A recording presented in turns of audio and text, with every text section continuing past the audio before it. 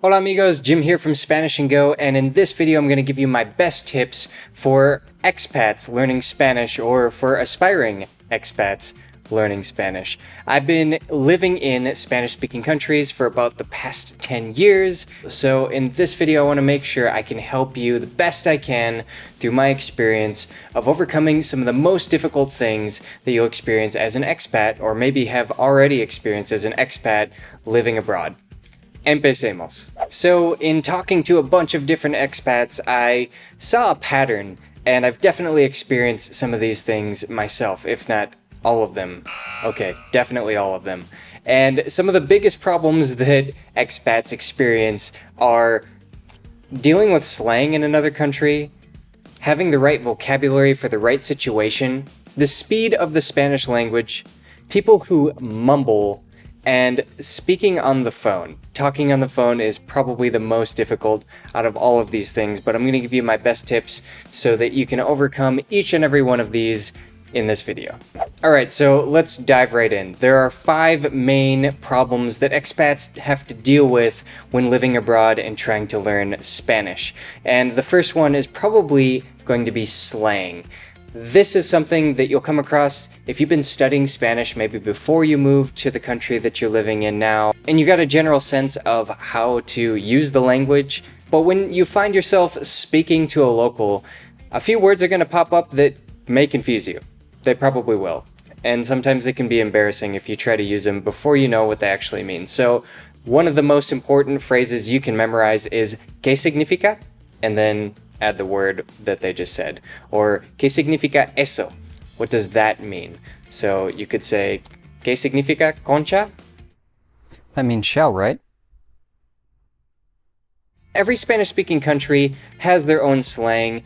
Don't try to memorize the slang from every single country. It's easy to get confused. You might find that some slang words that you learn have the same meaning in 2 or 3 different countries, but then in 10 other countries, there's a different meaning in every single one of them. So just try to focus on the country you're living in or that you plan to move to. And of course, if you want to plan ahead, you can do a Google search for slang words for the country that you're living in. So if you just search Mexican slang words, then you can find a number of articles that will help mentally prepare you for the Spanish you're going to hear when you are in your target country. Another extremely useful resource is this website where you can listen to the radio stations of pretty much every country in the world, at least all the different Spanish-speaking countries in the world. And that website is called radiowebsites.org.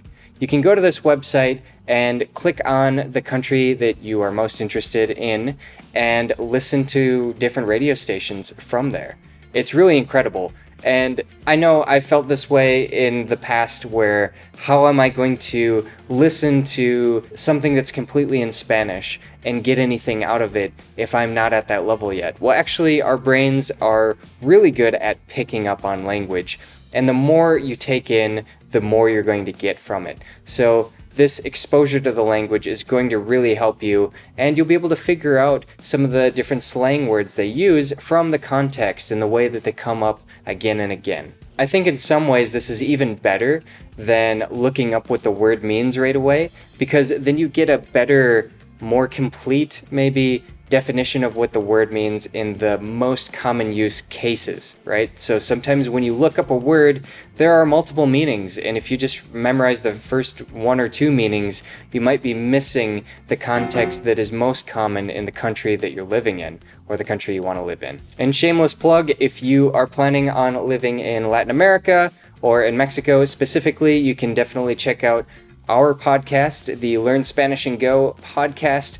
We have a membership that goes along with that where you can get the transcripts to every single episode along with a breakdown section where we explain in depth the most important words and phrases you'll hear from the conversations in each episode.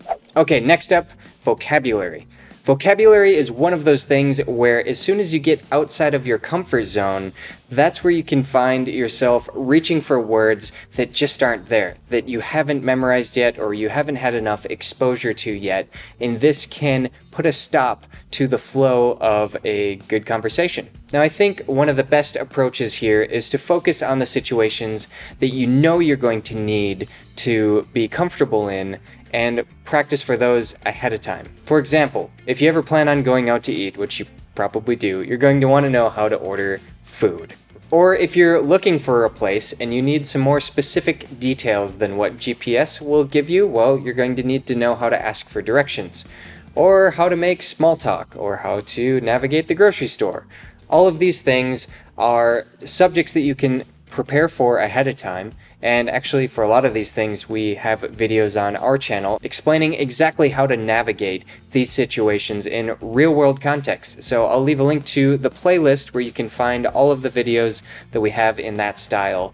But another tip is to just put yourself in those situations and listen to what other people are doing, right? So if you're at a restaurant, you can hear the common language if you just sort of eavesdrop politely in on other people's conversations with the waiter, right? So in this way, you can pick up certain things that you'll hear more often in some countries than others. So for example, in Mexico, people use mande when they can't understand what somebody said or would like for them to repeat that. They also use a common phrase, te encargo or le encargo, to ask for something.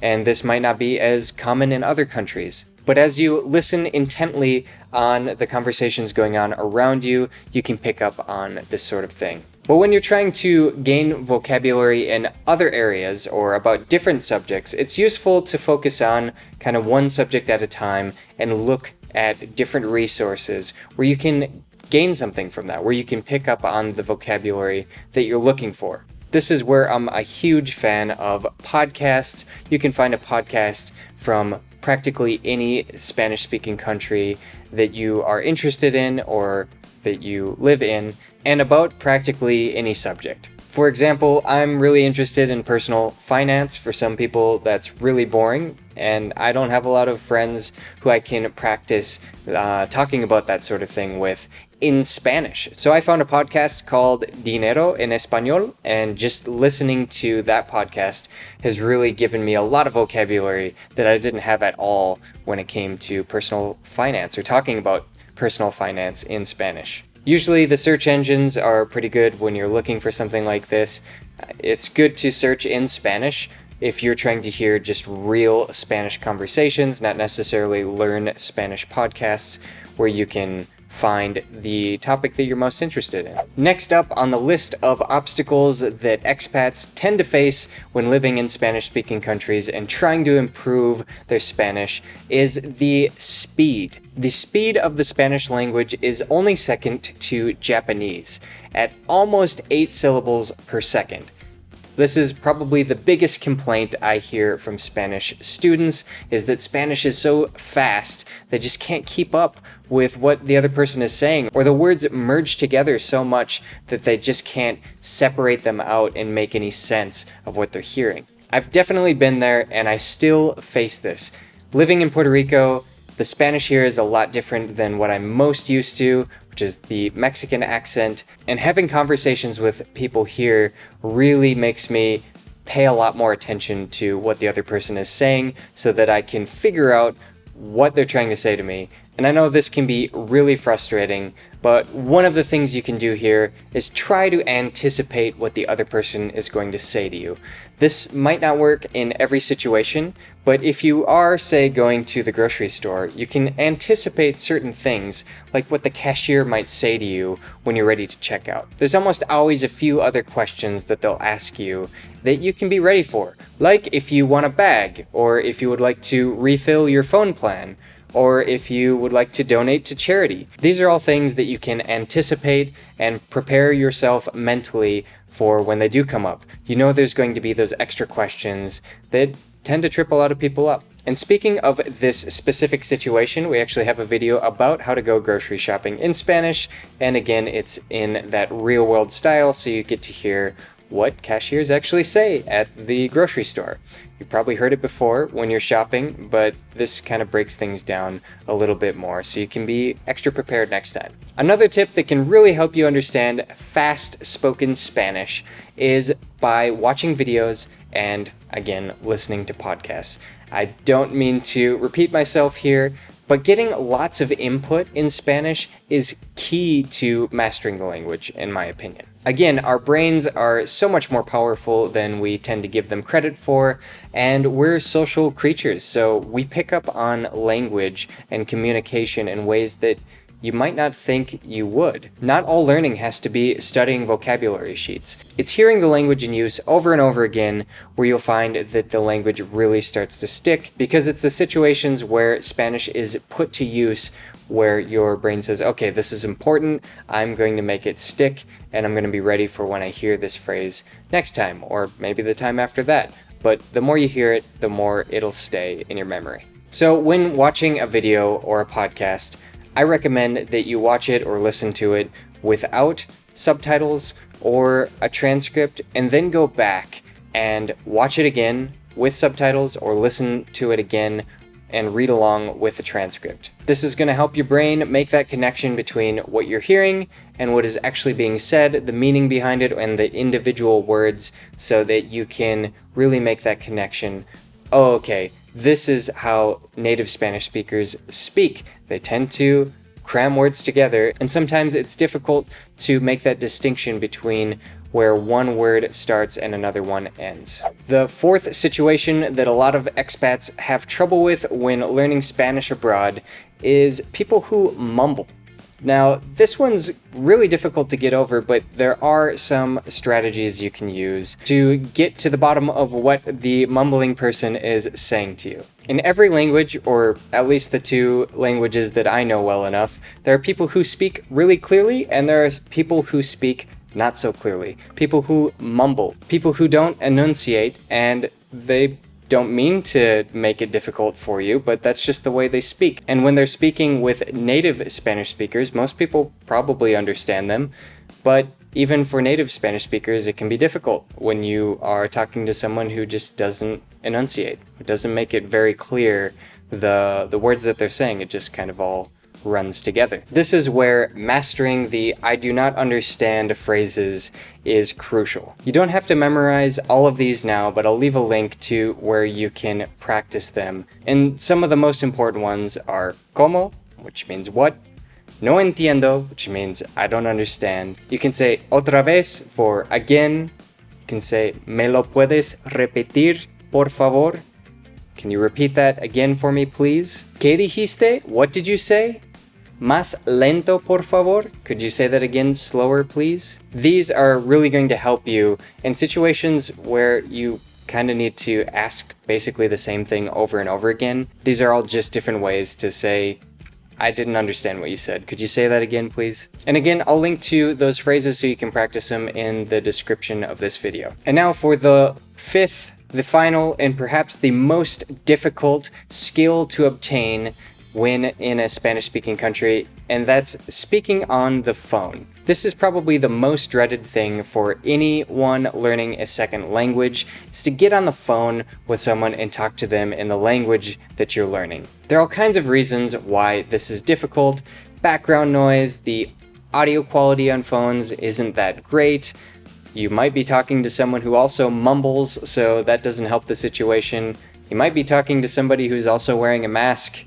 That can make things extra difficult these days. But you also don't get to see their lips move, you don't get to see any sort of gestures they might be making, and it's harder to tell what their mood is, so it's harder to interpret the things that they are saying to you. So let's go over a few tips for how you can manage this situation a little better. First off, practice with a language partner. If you have one, this is a great moment to do some role playing where you can both get on the phone and act out like you're going through a certain situation on the phone, maybe for something that you have coming up. Maybe you could practice renting a car on the phone or making a reservation, any situation you can think of where you might have to talk to somebody on the phone. Something else that is really helpful is reviewing the Spanish phonetic alphabet.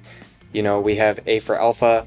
It's basically the same in Spanish, with a few differences. You can review this or have a cheat sheet in front of you. You can screenshot this video to have a cheat sheet that you can use for later reference. Otherwise, we'll leave some more resources in the description here. But if you review this before a phone call, or at least have it nearby, you'll definitely limit the mistakes that can be made when you're talking to somebody on the phone, where they might send something to the wrong address, or you might give them accidentally the wrong phone number just because they didn't hear very well what you were saying, and the phonetic alphabet can help clarify exactly what you want to communicate to them. And not everybody uses the same phonetic alphabet. You can say B for bébé, so B de bébé is what you would say on the phone, so B of baby. And people will probably pick that up better than if you just said B. They could easily mistake B for some other letter in Spanish, like V or P, so the phonetic alphabet can really help in those situations. Another tip, try to find a quiet room and or put on some noise canceling headphones. This is really useful for me. If I just have the phone next to my ear, I can't always hear well enough what the other person is saying. Again, speaking in another language on the phone is difficult enough, so if you have some headphones, especially if they're noise canceling and you can get away from any other noises, that can really make the phone conversation go a lot smoother. And don't forget the phrases we mentioned previously in the mumbling section, because those can come in handy too when you're on the phone. Thanks for watching. Don't forget to like and subscribe for more travel in Spanish tips. And remember, el camino es el destino. The journey is the destination. Nos vemos y hasta la próxima.